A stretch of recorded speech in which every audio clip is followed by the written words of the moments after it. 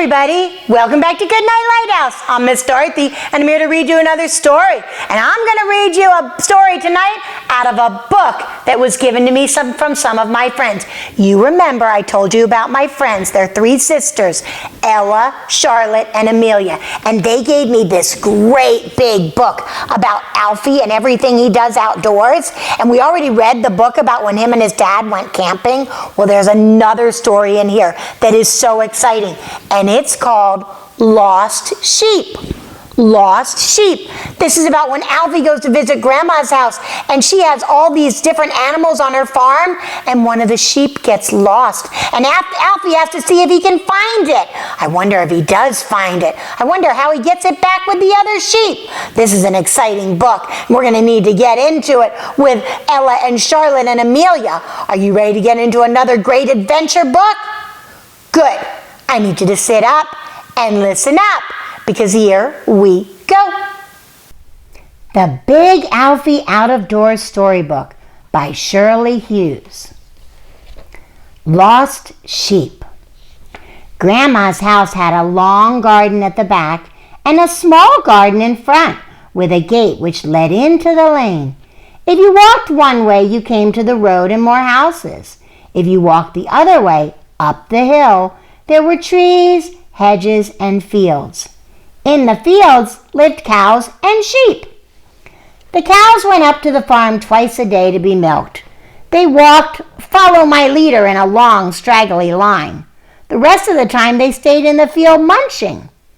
Alfie liked the slow way they lowered their necks and pulled up great mouthfuls of grass. When he and Grandma passed by, the cows came to the fence and stood in a row, looking over curiously with big brown eyes, swishing their tails and breathing hard through their noses. Wow, look at how the cows came to line up at the gate just to see Alfie as he went by. Cows were very nice, but best of all, Alfie liked the sheep.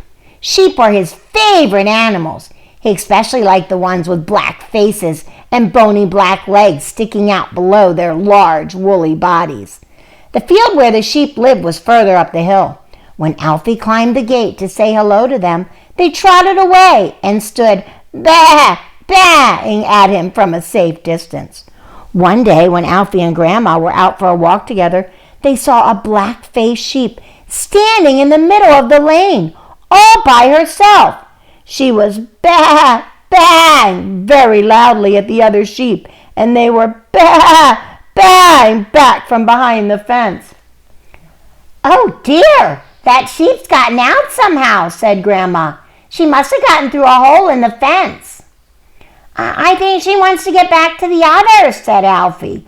"One of the sheep is out of the gate and doesn't know how to get back in." As they came nearer to the sheep, she ran on up the lane.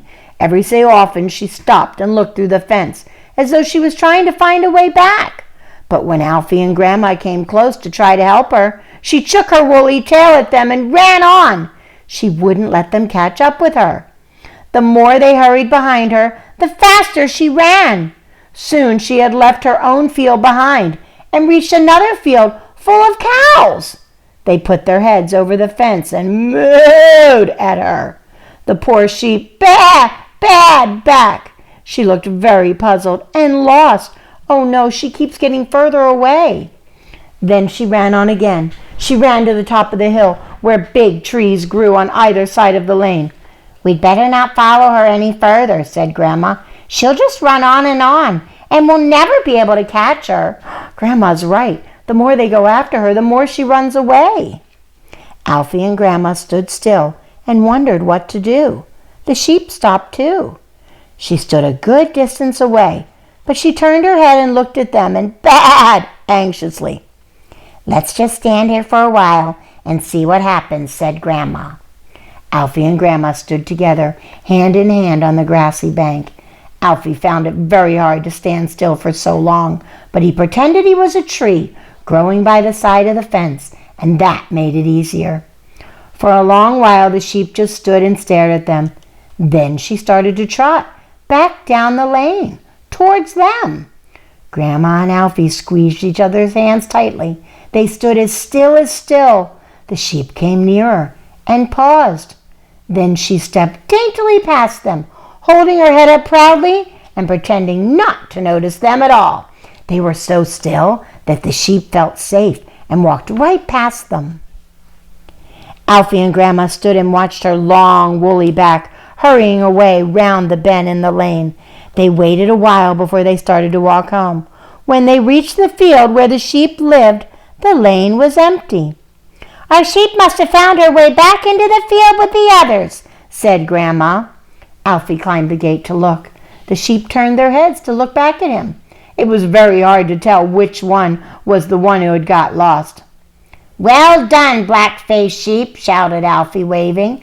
And all the sheep, "Bad! Bad!" back at Alfie. Wow, the sheep made it back all by himself. Alfie and Grandma went looking for him, and they found him, but they knew they had to be really, really quiet or they would scare him off. So they were very quiet, and the sheep turned around and walked past them and went back to where it belonged.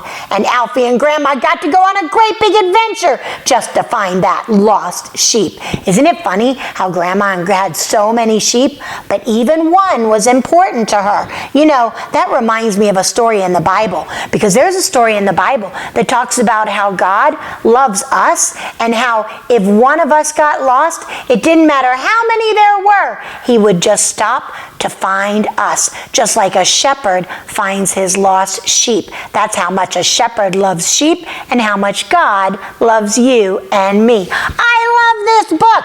I love these stories. I am so glad that Ella and Charlotte and Amelia gave me this book so I could read these adventures to you. How much fun is that? And how great is it that we got to see how much God loves us through that story of the lost sheep. What a special, special book. I hope you like that as much as I did. But now it's time for all my little sheep to get into bed.